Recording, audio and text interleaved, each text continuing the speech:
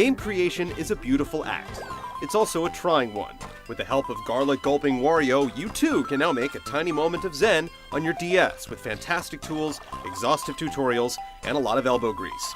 After cranking out a few of your own microgames with WarioWare D.I.Y, you'll know that success is truly the product of 1% inspiration and 99% perspiration.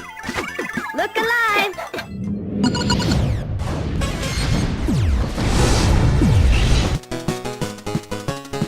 School's in session.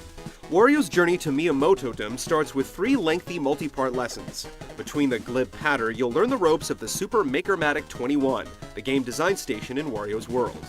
Music, graphics, and assembly instructions are what make the games come to life. The former two can ultimately be padded out using built-in assets or asking the maestro to whip up a tune. The assembly instructions sit as the heart of the games you build. This is where the pseudo-code is tapped out. Winning conditions, and the rules that determine how objects respond to other objects are all determined here. It's entirely possible to fumble through the forgiving tutorials and emerge without a solid grasp, so fortunately, there are instructional challenges that play out like logic puzzles that won't hold your hand. The music and graphic capabilities are stunning.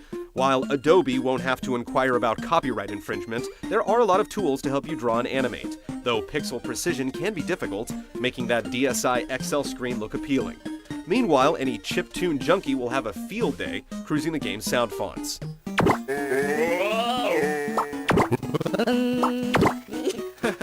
It's conceivable to slave away for hours, especially if you want to make original art assets, to get your game just right. Then it's over in the blink of an eye.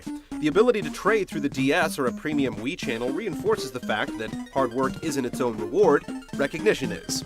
The other slight is that, when all is said and done, games are all about tapping. No button presses, microphone hums, or even stylus scrubbing is allowed. To tap or not to tap isn't the question, it's the edict. Yay!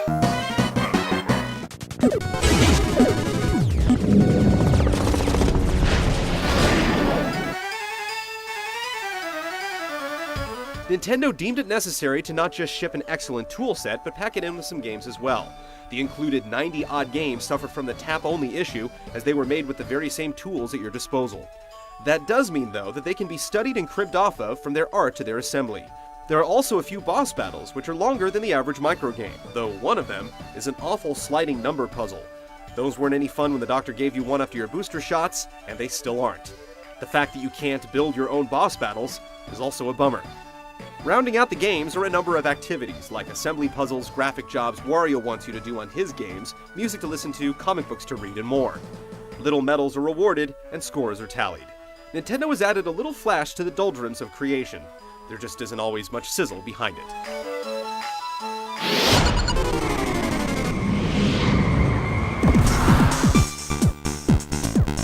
From his original handheld debut to his super flat outings on consoles, Wario has always had style.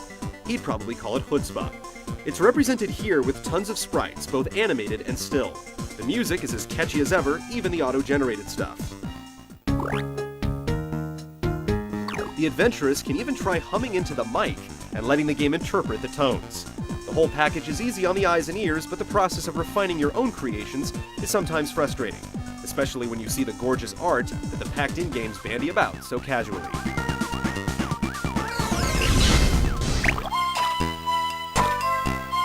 If you're coming to this party, be prepared to play, just not in the traditional way.